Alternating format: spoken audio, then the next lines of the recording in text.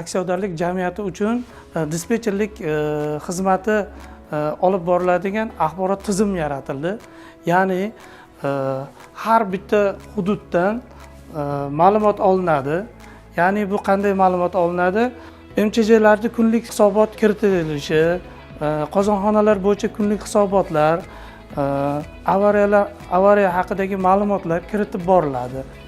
Ya'ni har bitta hududga maxsus dostуп berilgan. Bu dostуп bilan dispetcherlik xizmatlari xodimlari o'zlariga biriktirilgan login parollar orqali kirib, ma'lumotlarni to'ldirib boriladi. Ya'ni bu yerda to'liq ma'lumotlar, sotib olingan issiqlik bo'yicha, keyin o'zida ishlab chiqarilgan issiqlik sutkasi,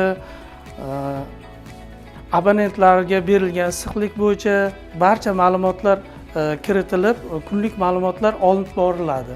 Ya'ni har bitta hudud o'zi kirib, ma'lumotlarni to'ldirib boriladi. AJ tomonidan kuzatilib, rahbariyatga kunlik ma'lumot berib boriladi.